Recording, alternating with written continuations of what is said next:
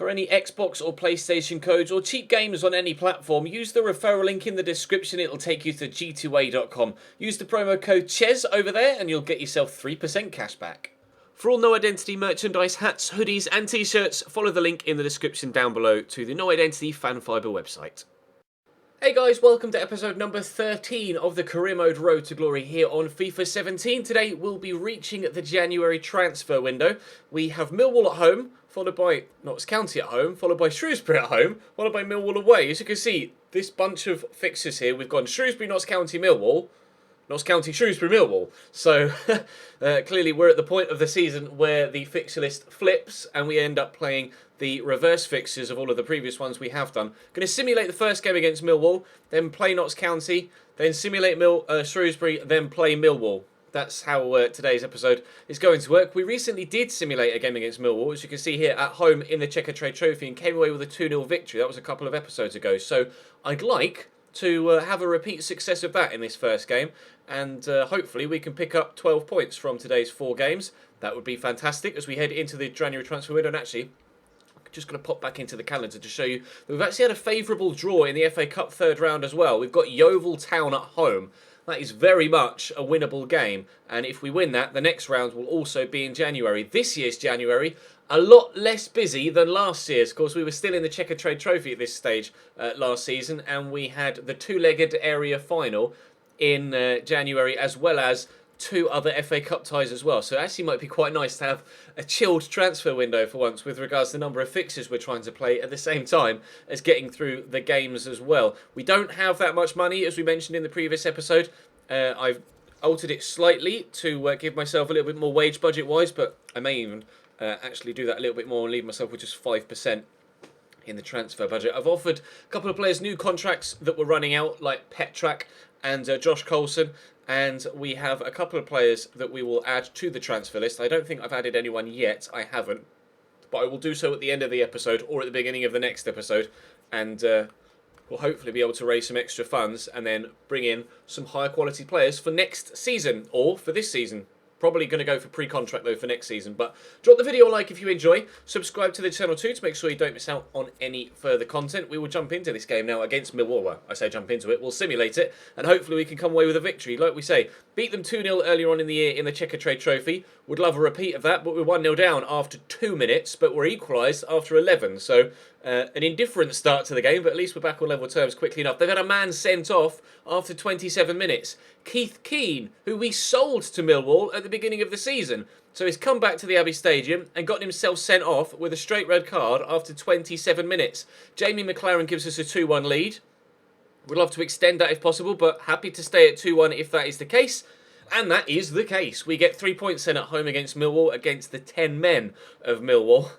Weird that a former Cambridge United player comes to the club, or comes back to the club and then gets himself sent off against his former side. Obviously, it's a very busy time over Christmas. We've got a game on the Saturday and on the Monday, Christmas Eve and Boxing Day. No game on Christmas Day, though, for the first time in a while, which means that the scheduling has actually worked properly for the first time in ages. You're going to play now, actually, Mediolito, so I'm actually probably going to try and sell Mediolito in this upcoming transfer window, but get an opportunity to play for the club one more time, maybe a couple more times before we move him on, but time to head into this next game against Notts County, so that we just beat by 1-0 yesterday. Would like to better that today, if possible. Furman, Trippic. Let's go to a Sorov. Oh, that's a foul, ref, if you don't mind. Never mind, we'll play on. Berry, plenty of space up wide here for Mediolito. Was desperate for a game and could find himself on the score sheet. No. Maybe still? No, it's deflected away and well cleared by Smith. We'll get this back in towards the danger area, though.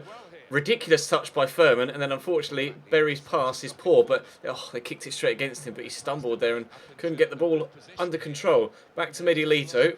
Rather eventful start to the game here. This has already been more exciting than the previous game against Notts County, although we were able to come away with 3 points, and the scoreline currently is still scoreless, but there's 80 minutes to rectify that. Win that header, Uche. Oh, he's done brilliantly. He's so big. Absolutely massive, Uche. That's a chop from behind. Duffy is in trouble here. Oh, it's just the yellow card. Slightly lucky, perhaps, because it's early on. Although the referees don't seem to take that into account on FIFA, but Asura ran off and he's just chopped him from behind. It's an awful challenge. Trippic will take the free kick. I'm going to try and... Oh, no, Uche, get back in the box. I'm going to try and put it onto Uche's head.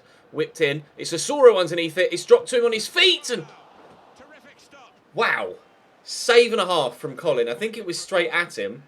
But he still... Oh, great technique. Great technique with the volley. It was straight at him, but he still had great reactions to be able to get up and get that away. Trippic with the ball in. It's Asoro that's nearly underneath it again. It's going to come out to Trippic here. I'm going to drill it back to the edge of the box. Dean Furman can score a long shot, but I just can't find the space to do anything with it, unfortunately. Notts County come away on the counter-attack, but hopefully we can stop that sooner rather than later. Josh Coulson with Isaiah McLeod here. And McLeod has got the legs to get away from him. Waiting for the pullback. There it is, and Josh Coulson reads it well. Still just the one, not still just the 1 goal to nil. Still 0-0, looking for the first goal. It's Isaiah McLeod into Smith. They're playing 5 in midfield, Notts County, which has meant that they're quite difficult to break down. But hopefully the pace of Asoro up top can cut them open. Find Berry here, and Asoro. I just wanted Asoro to make a different run to get out of the way. Oh, he squeezed that in at the near post brilliantly. What a finish from Asoro. I was getting frustrated at him there, but Berry was able to get it to him eventually when he decided to make a different run. And to be fair, it's an unorthodox finish, but it's worked, so I can't really say too much bad about him, can I? Nice ball through, and I don't know why he slid. Like, he could have stayed on his feet there, but keeper perhaps...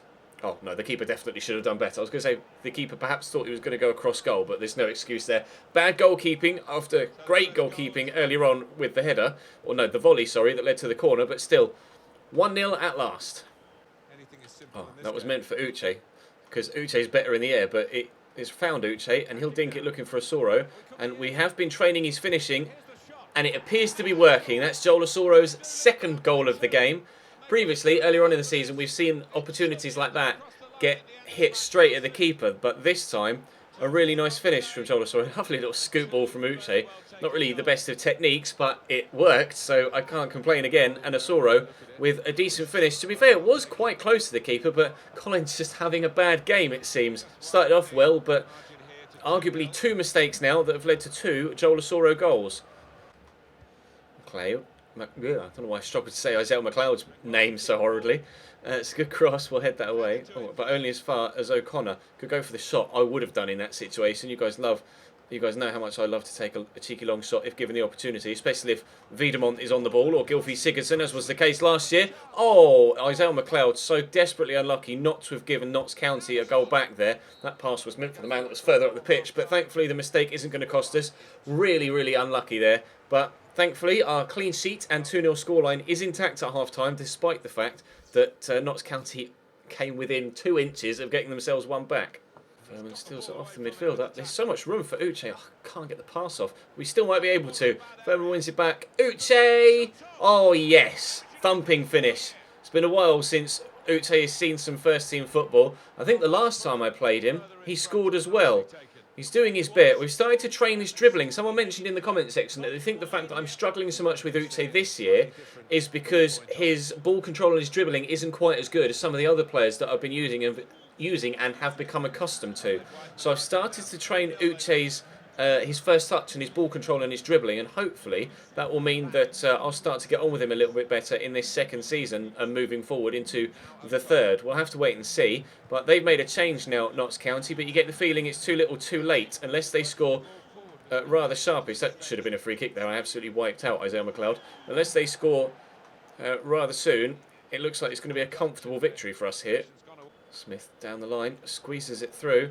Emmanuel trying to catch up with Campbell, but he's gotten away into O'Connor, looking for the ball to the back post. Medelito chests that down and then loses possession. Excuse me, Medi, what are you doing?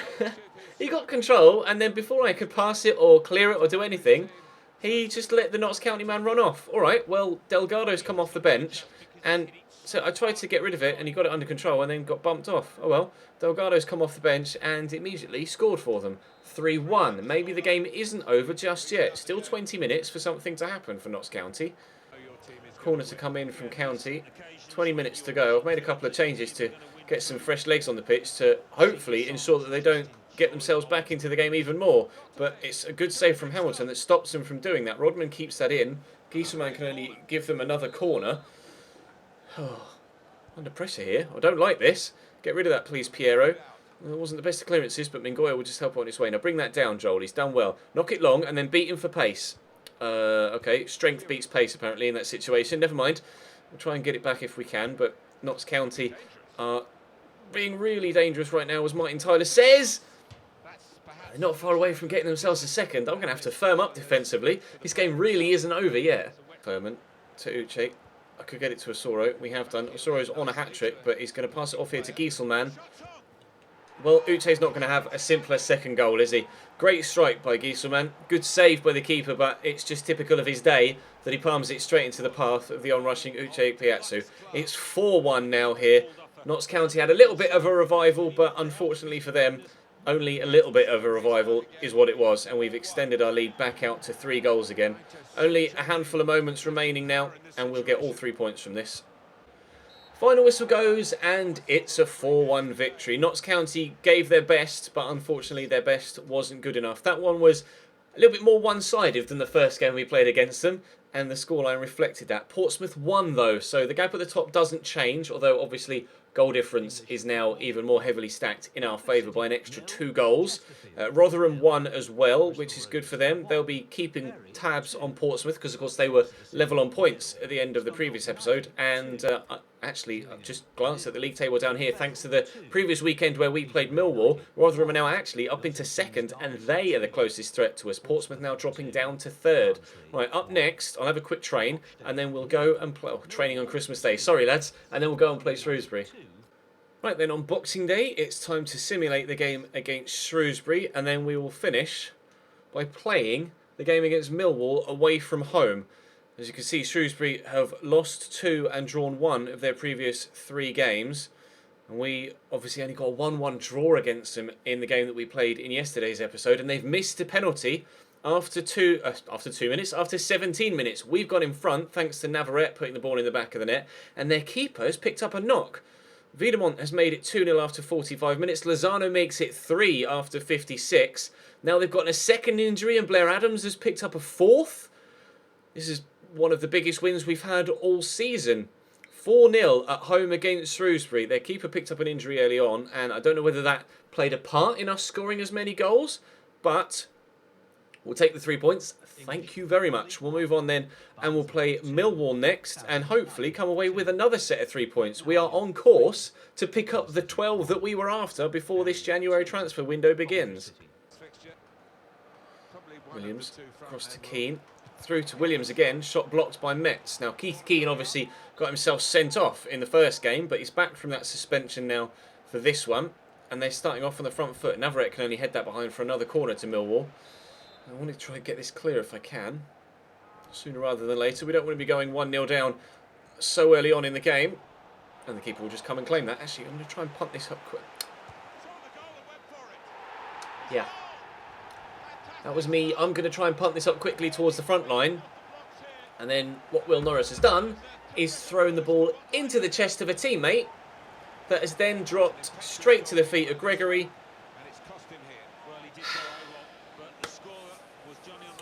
Alright. That's the stupidest goal we've ever conceded. 1-0 Millwall. Fullman, Petrak. Quickly to Lozano, does well to hold off the defender. This is a good move. Petrak's gone again, but Messi going to drop the shoulder on the defender, and that's worked brilliantly. Now Lozano is in the middle. We've got a couple of people to try and beat here, and I can't beat all of them. But a mixture of the keeper and the defender get that away. A mix-up at the back there, just as we had a mix-up at our end. But unfortunately, our mix-up led to a goal for the opposition. Will their mix-up lead to a goal for me? No, it won't. That seemed like it may have been blocked with hands, but... never mind. Millwall on the counter-attack, and Wild will find Steve Morrison, who thankfully doesn't have much pace. But Wild will continue to come down this left-hand side. The cross comes in, but we will work it away. Millwall being quite the tough test so far, actually. But I still feel confident that we'll get back into it. Salter into Petrak. To Navarrete. Back to Mason. Lozano's there waiting for it, and we will try and find him. Find Gregory. Now, am I going to get a runner on the outside? Petrak, oh, it's Fullman, who's got a good left foot. But he's fired that one past the post, unfortunately. Never mind, we're getting closer to an equaliser. One will come eventually. Interception by Metz, but Morrison wins the header. Nice interception by Jake Clark-Salter. Don't blow your half-time whistle yet, ref. We want one more opportunity. Lead him on. Let's go back inside here looking for McLaren. It's not. It's Lozano that's found, but he's going to find Fullman. Oh, struck it well first time, but was offside apparently. Oh well. Lozano's made the run down the line, so alright, we'll use him, but we'll go back to Navarrete, work it inside. I'm just trying to pull their defence one way then the other to just open up some space. And we found McLaren here, who hasn't scored for a couple of games actually. In fact, more than a couple of games. Uche has been finding the net on a more consistent basis. Nelson with a block on that Lozano shot, and I might start getting Uche involved in the starting lineup over Jamie McLaren if he continues to go on this goal drought. Lozano here picks up the ball, but I couldn't quite sort my feet out as quickly as I wanted to. Get that to Wiedemont, and he gets tackled, but Lozano's there, and he gets tackled, but Metz is there, and Mason will find that ball through there to Navarrete, who has the space for the shot. It was headed towards the bottom corner, but nowhere near enough power on the shot. Santo intercepts that and finds Wiedemont, and Uche go across here to Follman, who'll look for Wiedemont, whose shot was late in coming. I know it makes a good save. I tried to take it earlier than that, but he took it an extra pace forward, which narrowed the angle slightly. We are 15 minutes away from losing only our second game of the season. Head that home to keeper. From losing only our second league game of the season. And not only would it be only the second league defeat of the season, it would be to the team that have scored the least amount of goals in the league when playing the team that has scored the most amount of goals in the league, me. And Millwall are 23rd in the league table right now. Surely we can't lose to the team that have scored fewer goals than anybody else and the team that are sat second bottom. Oh no, just go back here to Harrison Dunk, who's just come on. Uche's making that run forward. Ooh, just gets it away from the defender that was there. I'm actually going to have to go out wide him. Trying not to make too many rushed passes. I'm trying to play the simple pass in the hope that eventually we'll be able to get the opportunity. But we've got 60 seconds of normal time left before we head into stoppage time, and it really looks like we're going to lose this game against Millwall. I'm pretty damn disappointed, to be honest, considering we've been on such a really good run of form. We've been undefeated for so long, but it looks like we're going to end up getting another number added to that column that has L at the top of it.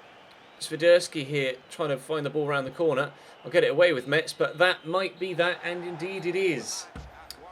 Well, 23rd placed Millwall beat top of the table Cambridge United in ludicrous fashion as well. Not the obvious. Wow, only 3 highlights from the entire game.